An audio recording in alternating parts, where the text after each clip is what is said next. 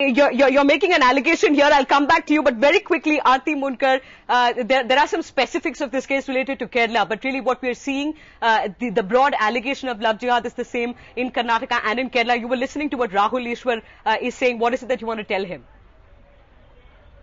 I think I want to say three things very quickly. The first thing is that nobody here is recognizing a fundamental right that the Constitution of India protects, and that is one of choice. Irrespective of my religion, thankfully, this Constitution allows me to marry, fall in love, be with, live with, or interact in any manner that I choose with men, women, etc. of other communities. So I'd like to know where one is not looking at Articles 21, 14, 19 of the Constitution of India, and why they're being so grossly and blatantly kind of overlooked in this whole question. That's one thing. Right. The second thing on this whole question on forcible conversions, right?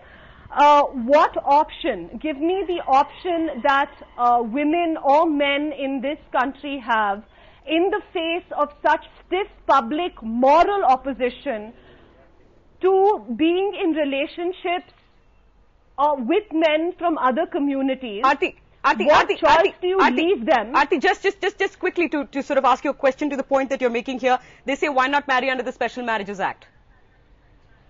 Yeah, the Special Marriage Act requires a 30-day notice period. If I'm running away in the face of tremendous adversity of my family and my community in general, to expect me to give a 30-day notice period to the sub-registrar of marriages, which gives ample time for the state, for my parents, right, for vigilante religious organizations to intervene in my private, intimate life, which nobody has any space for. Right. Vikram Phadke, none of these organizations. Right. Vikram Phadke, can you answer that one? To intervene in that space. Right. Vikram Phadke, can you answer that one? Because there is a certain unease that exists in society, and there is a certain lack of social sanction, at least in some quarter, when it comes to interreligious marriages. Now, what this concept of love jihad does is sort of tap into that and try to look for a legal handle. Many people would allege that these are people who are anti-interreligious marriages who are doing that.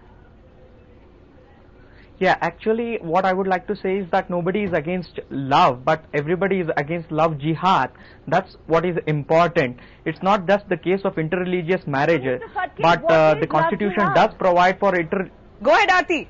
Love jihad is what is love jihad? I mean, what is people. Show me one instance. Now, I want to just point out two things, right? One is that love jihad is about an organized set of Muslim youth, not Christian youth, not Hindu youth, but organized Muslim youth who receive money to fall in love or get women to fall in love with them, and not just any women, Hindu women and Christian women, to fall in love with them and marry them and convert them. Where is this established? And since when did we begin? Aarti, Vikram, Aarti, Vikram, 1 second, I'm going to come back to this. I'm coming back to this. The reason why we need to bring up this point, though, and Rahul would agree with me on this one, because it figures that in Kerala, at least there's a political subtext to this concept of alleged love jihad. The ABVP and the SFI student wings that are entrenched in campus politics now have a new challenger. And we're talking about Kerala here by way of the NDF student wing. It is the NDF that they're now alleging, or the students wing, that are carrying out these forced conversions, and this is an important point to make. We'll be going back to Rahul Ishwar on this one.